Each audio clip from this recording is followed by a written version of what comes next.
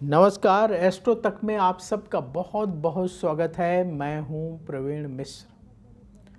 हरतालिका तीज का पावन पर्व हर साल भाद्रपद मास के शुक्ल पक्ष की तृतीया तिथि को मनाया जाता है। इस दिन महिलाएं अपने पति की लंबी आयु के लिए निर्जल व्रत करती हैं और भगवान शिव और माता पार्वती का विधि विधान से पूजन करती हैं। माता पार्वती को श्रृंगार की सामग्री अर्पित करती हैं और अपने पति की लंबी आयु के लिए भगवान शिव और माता पार्वती से प्रार्थना करती हैं। ये जो पर्व है हरतालिका तीज का, उत्तर भारत में बहुत ही महत्वपूर्ण पर्व माना जाता है। इसकी तैयारी महिलाएं महीनों पहले से करना शुरू कर देती हैं। तो इस बार ये पावन पर्व 25 अगस्त को मनाया जाएगा या 26 अगस्त को मनाया जाएगा। इस बात को लेकर लोगों के मन में कुछ कन्फ्यूज़न है। आइए पहले कन्फ्यूज़न दूर करते हैं, फिर हरतालिका तीज के महत्व को जानेंगे और क्या महाप्रयोग महिलाएं करें अपने पति की दीर्घ आयु के लिए, वो भी बताएंगे। तो भाद्रपद मास की शुक्ल पक्ष की तृतीया तिथि का आरंभ इस बार 25 अगस्त 2025 को दोपहर 12:35 से होगा और इसका समापन 26 अगस्त 2025 को दोपहर 1:55 पर होगा। क्योंकि हमारे यहाँ उदया तिथि को विशेष मान्यता दी जाती है, इसलिए हरतालिका तीज का पावन पर्व 26 अगस्त 2025 को मनाया जाएगा। इस दिन महिलाएं विधि विधान से भगवान शिव और माता पार्वती का पूजन करेंगी, व्रत रखेंगी और अपने पति की दीर्घ आयु के लिए प्रार्थना करेंगी। तो इस बार 26 अगस्त 2025 को हरतालिका तीज का पावन पर्व मनाया जाएगा। हरतालिका तीज के दिन महिलाएं भगवान शिव, माता पार्वती और गणेश जी का विधि विधान से पूजन करती हैं और भगवान शिव और माता पार्वती से प्रार्थना करती हैं कि उनके पति को लंबी आयु प्राप्त हो। तो इस बार आप क्या महाप्रयोग करें ताकि आपको अखंड सौभाग्य की प्राप्ति हो, आपके पति को लंबी आयु मिले। तो देखिए, अगर आप व्रत रख रही हैं पहले से ही, तो आपके परिवार की जो परंपरा है उसी के अनुसार व्रत रखिएगा। जो हम कुछ बातें बताने जा रहे हैं उनको उसमें आप शामिल कर लीजिएगा। जो लोग पहली बार व्रत कर रही हैं वो थोड़ा अच्छे से समझ लें। आप निर्जल व्रत तभी करें जब आपका स्वास्थ्य अलाउ करे। जो लोग पहले से रख रही हैं, निर्जल रख रही हैं, तो आपका अभ्यास है, आप कर सकती हैं। लेकिन जो लोग पहली बार व्रत कर रहे हैं, तो अगर आपका स्वास्थ्य अलाउ करता है तब आप निर्जल व्रत रखें, नहीं तो जल ले लें, आप फल ले लें और जूस जो भी अनुकूल हो, नारियल पानी लेकर के व्रत कर सकते हैं। प्रमुख बात यह है कि श्रद्धा होनी चाहिए, आपके मन में वो भाव होना चाहिए जिस भाव से आप इस व्रत को करना चाहती हैं अपने पति के लिए। तो उस भाव से व्रत करें और भगवान शिव और माता पार्वती के चरणों में अपना ध्यान लगा करके रखें दिन भर, वो सबसे ज़्यादा जरूरी है।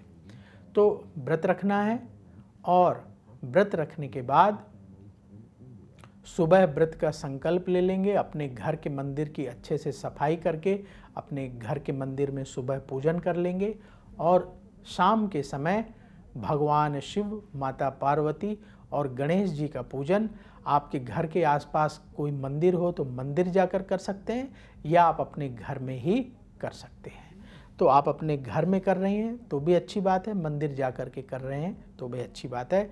कुछ सामग्री अवश्य लेके जाएं, जैसे भगवान शिव को चढ़ाने के लिए बेलपत्र, गंगा जल और गणेश जी को चढ़ाने के लिए दुर्वा, माता पार्वती जी को अर्पित करने के लिए श्रृंगार की सामग्री, चुनरी, ये लेकर के जाएं और भगवान शिव को बेलपत्र गंगा जल से सबसे पहले स्नान कराएं और माता पार्वती और गणेश जी को भी स्नान कराएं, पूरे शिव परिवार को स्नान कराएं। इसके बाद अक्षत अर्पित करें, पुष्प अर्पित करें, तिलक लगाएं, भगवान गणेश को दूब चढ़ाएं, भगवान शिव को बेलपत्र चढ़ाएं, माता पार्वती को श्रृंगार की सामग्री चढ़ाएं और भगवान शिव, माता पार्वती, गणेश जी से प्रार्थना करें कि आपके पति को लंबी आयु की प्राप्ति हो। और वहीं बैठकर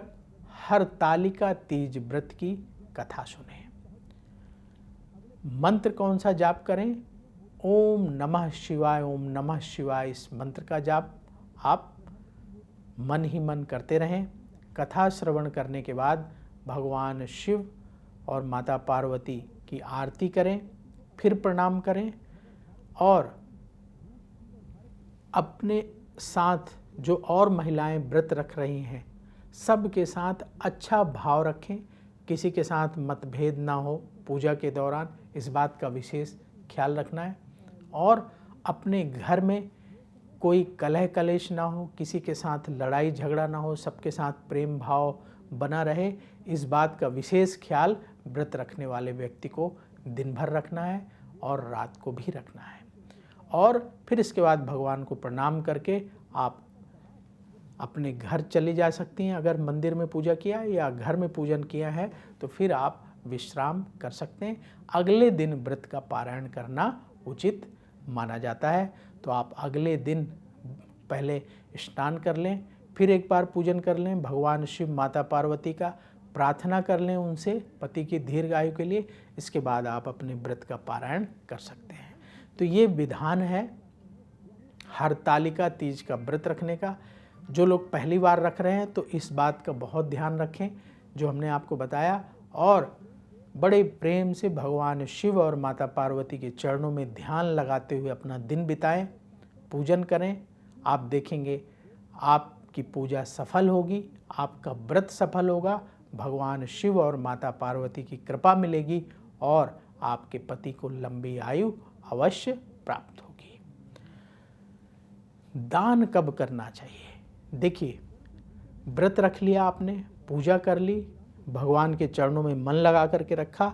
अब अगले दिन जैसे 26 को व्रत रखा आपने 26 अगस्त को, तो 27 अगस्त को सुबह स्नान ध्यान करके आप एक बार शिव मंदिर जाकर के जल से अभिषेक करिए शिव परिवार का, बेलपत्र चढ़ाइए भोलेनाथ को, शिव जी की आरती करिए, माता पार्वती की आरती करिए।